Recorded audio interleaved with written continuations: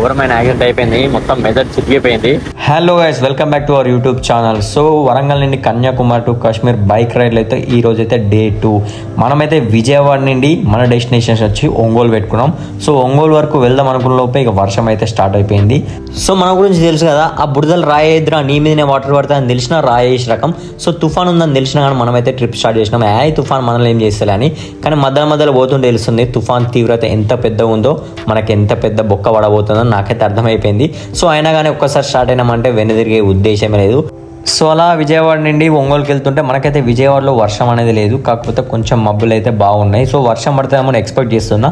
కాకపోతే ఒంగోలులో వెదర్ ఎలా ఉందని తెలుసుకుందామని గూగుల్లో అయితే కొట్టి చూసిన. ఒంగోలు అయితే పొట్టుగా వర్షం పడుతుంది, తుఫాన్ అయితే చాలా ఉందని అయితే గూగుల్ చెప్పింది. ఎంతైనా కానీ ఇంట్లో వదిలేసి ఇలా బైక్ రైడ్ రావాలంటే చాలా కష్టంగా ఉంటుంది. అందరూ అనుకుంటారు వీనికేంద్రా ఎంజాయ్ చేస్తానని. ఆ పెయిన్ ఎట్లుంటుందని నాకు మాత్రమే తెలుస్తుంది. అయినా కానీ కొన్నిసార్లు ఫేమస్ కావాలంటే తప్పదు. అండ్ నాకు కూడా ఇట్లా తిరగాలి, ఇండియా మొత్తం చూడాలి అని చెప్పేసి ఇష్టం కాబట్టి సో నేనైతే ఈ వే అయితే ఎంచుకున్నా. ఇలా వెళ్తుంటే లొకేషన్స్ అయితే అదిరిపోయినాయి. మీరు కూడా లొకేషన్స్ చూసుకోవచ్చు. మెయిన్ సిటీస్ అయితే దాటుకుంటూ ఒంగోలు వైపు అయితే మనం అయితే దూసుకెళ్ళిపోతున్నాం. ఇంద్ర ఇక్కడ బాగా ట్రాఫిక్ జామ్ అయింది అని చూసిన లోపే మనకి ఎదురుగా అయితే ఒక లారీ అనేది అబ్బా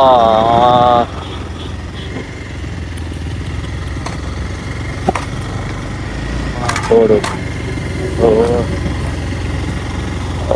మెదడు అనేది చిక్కిపోయింది మొత్తం. ఘోరమైన యాక్సిడెంట్ అయిపోయింది, మొత్తం మెదడు చిక్కిపోయింది. అయ్యో పాపం, ఏందో ఏమో ఎట్లా అసలు లారీ చూడండి డైరెక్ట్. ఏమైందన్న, దేని మీకు ఎక్కింది? లారీ మొత్తం దాంట్లో పడిపోయింది. పాపం అక్కడ చనిపోయినట్టున్నారు, మొత్తం బ్రెయినే బయటకు వెళ్ళింది. వామ్మో, ఇట్లాంటి రోడ్స్ హైవే చూసుకుంటే నాకైతే పిచ్చిలు వేసిపోతుంది అసలు. వామ్మో, మీరు కూడా ఏదైనా డ్రైవింగ్ చేసినప్పుడు కానీ ఎక్కడికైనా లాంగ్ డ్రైవ్స్కి వెళ్ళినా సరే, లాంగ్ డ్రైవ్ కాకుండా లోకల్లో అయినా సరే కొంచెం డ్రైవింగ్ చేసేటప్పుడు ముందు వెనక చూసుకోండి. మనం మంచిగా వెళ్ళినా కానీ పక్కన వాళ్ళు మంచిగా రారు. ఒక్కసారి పోతే ప్రాణం అయితే మళ్ళీ రాదు. దానికి బదులు మనం కొంచెం మెల్లగా చూసుకొని డ్రైవ్ చేస్తే అంతా సెట్ అయిపోతుంది, ఏ ప్రాబ్లం రాకుండా ఉంటుంది. ఎందుకంటే ఒక్కసారి ప్రాణం పోతే మనకేం కాదు, మనం మంచిగానే పోతాం. కానీ మన ఫ్యామిలీ అనేది మస్తు ఇబ్బంది పడతారు, వాళ్ళని అసలు ఎవరు పట్టించుకోకుండా అయిపోతుంది. సో అలాంటి వాటి కోసం అని చెప్పేసి సేఫ్ అయితే డ్రైవింగ్ చేయండి. ఎందుకంటే మన సేఫ్టీ, మన ఫ్యామిలీ ఇంపార్టెంట్, మనకు చాలా అవసరం. మనం పుట్టిన లైఫ్ను మనం వెయిట్ చేసుకోకుండా దేవుడు తీసుకెళ్ళినప్పుడు తీసుకెళ్ళాలి. ఇలాంటి లాంగ్ డ్రైవ్స్కి వెళ్ళినప్పుడు కానీ మనం జాగ్రత్తలు తీసుకోకుండా నార్మల్గా ఏదో పోనీతి అని ఉంటే ఇలా అయిపోతుంది. సో ప్లీజ్ దయచేసి అందరైతే కేర్ఫుల్గా ఉండండి. దయచేసి లాంగ్ డ్రైవ్కి వెళ్ళినప్పుడు ఎలాంటి రిస్క్ అయితే చేయకండి. ఇక మేమైతే మన డెస్టినేషన్కి అయితే వెళ్ళిపోతున్నాం. ఎందుకంటే మనం ఏం చేయలేము, చూసి అయ్యో అనుకోవడం తప్పించి చేయడానికి ఏమీ లేదు. ఎట్ లాస్ట్ మనమైతే బీచ్కి అయితే వచ్చేసాం. కొత్తపట్నం బీచ్ అంట ఇది. మన బండిని అయితే ఒక చిన్న వీడియో అయితే ఇచ్చేసిన. ఇక చూడండి, సముద్రం చూడడానికి ఎంత మంచిగా ఉంటుందో. ఇలాంటి తుఫాను అలలు వచ్చినప్పుడు అంత బీభత్సంగా ఉంటుంది. మ్యాక్సిమం ఈ ఊరు మొత్తం మత్స్యకారులు ఉంటారంట.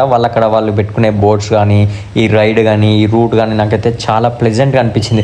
తుఫాన్ పక్కన పెడితే చాలా ఇంట్రెస్టింగ్ ఉంది. సో మనమైతే ఎలా ముందుకెళ్తుంటే పోలీసు వాళ్ళు అయితే బాబు వెళ్ళొద్దని చెప్పినారు. మనకు కొంచెం తీటే కాబట్టి మనమైతే ముందుకెళ్ళిపోయినాం. చూడండి అలలు ఎంత బాగా వస్తున్నాయో. చింటూ బాయ్ కూడా మంచి వ్యూని అయితే ఎంజాయ్ చేస్తున్నాడు. సో చుట్టుపక్కల వాళ్ళు కూడా లోపలికి వెళ్తున్నారు పోలీసు వాళ్ళు చెప్పినా కానీ మనం అంత రిస్క్ చేయలేము. ఎందుకంటే మనం చూడాల్సింది చాలా ఉంది. దూరంగా చూస్తే మనకైతే డాల్ఫిన్స్ కూడా ఎగురుతున్నాయి. కొన్నిటికి ప్రకృతి ఎట్లా అంటే మనకు చెడు అయింది వేరే వాళ్ళకి మంచి అవుతుంది, వేరే ప్రాణులకు చెడు అయింది మనకు మంచి అవుతుంది కదా. సో ఈ అలలు అంటే వాడికి చాలా ఇష్టం కాబట్టి అవి దూరంగా ఎగురుతుంటే నాకైతే సీన్ కూడా మస్తు అనిపించింది. ఇక కొంచెం మన ఫోటోషూట్ కూడా చేసుకొని బయటికి వచ్చేసి ఇక అక్కడనే స్టే చేద్దాం అనుకున్నాం. కానీ అలలు చూస్తే ఆయనతో తుఫాన్ వచ్చింది అనుకో, మళ్ళీ మా అమ్మని చూడకుండా చచ్చిపోయాను అనుకో, మా అమ్మ మస్తు కొడతాయి, నన్ను మస్తు తిడతాయి. అబ్బో అట్లయితే నేను బతకాలి కాబట్టి మనమైతే ఇక ఒంగోలు సిటీకి అయితే రిటర్న్ అయిపోయినాం. ఇక అక్కడైతే మేమైతే రూమ్ తీసుకున్నాం, ఫ్రెష్ అప్ అయినాం. ఇక తినేసి పడుకొని రేపు అయితే రైడ్ స్టార్ట్ చేయడానికి రెడీగా ఉన్నాం. సో ఇక నెక్స్ట్ టైం అయితే రేపు మన రూట్ ఎట్లుంటుందో రేపు అయితే చూద్దాం. ఇలాంటి మరిన్ని వీడియోస్ కోసం మన ఛానల్ అయితే సబ్స్క్రైబ్ చేసుకోండి.